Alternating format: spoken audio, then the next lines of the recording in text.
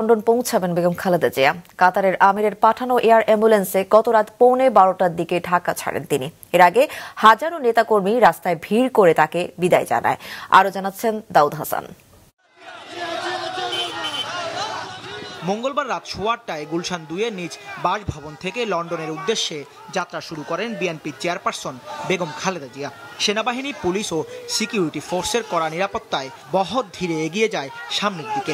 দীর্ঘদিন ধরে অসুস্থ বেগম খালেদা জিয়াকে এক নজর দেখতে সড়কের দুপাশে হাজারো নেতাকর্মীরা ভিড় করেন। চিকিৎসার জন্য দেশের বাইরে যাচ্ছেন। আমি সিরাজগঞ্জ থেকে এসেছি, আমার মায়ের জন্য দোয়া চাই। মনের বিবেকের তাড়নায় এখানে আসা হয়েছে। হ্যাঁ, আমরা চাই উনি সুচিকিৎসা হয়ে দেশে ফিরে আসুক। প্রত্যাশা অবশ্যই উনি অনেক সুস্থ হয়ে দেশে ফিরে আসবেন।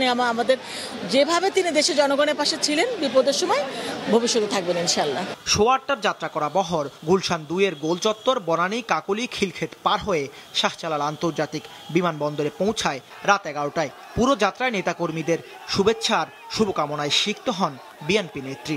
উনি সবার কাছে দোয়া চেয়েছেন এবং সবাই দোয়া করবেন, ইনশাল্লাহ উনি আবার ফেরত আসবে।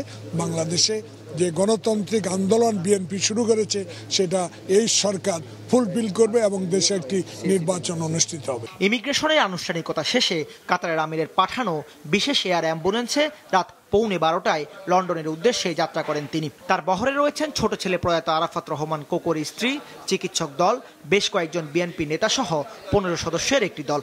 আজ দোহায় যাত্রা বিরতি শেষে বাংলাদেশ সময় সকাল 8:30টায় লন্ডনের হিথ্রো বিমানবন্দরের উদ্দেশ্যে যাত্রা করে এয়ার অ্যাম্বুলেন্সটি। এর আগে গতরাতে গণতন্ত্র পুনরুদ্ধারে সবাইকে ঐক্যবদ্ধ থাকার বার্তা দেন তিনি। আমরা আশা করছি চিকিৎসা করে দেশনেত্রী বেগম খালেদা জিয়া আবার দেশের মানুষের কাছে ফিরে আসবেন।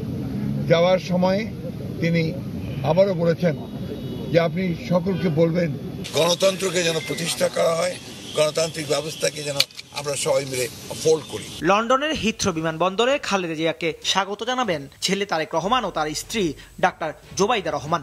এরপর চিকিৎসার জন্য নিয়ে যাওয়া হবে লন্ডন ক্লিনিকে। দাউদ হাসান, মাছরাঙ্গা সংবাদ, ঢাকা।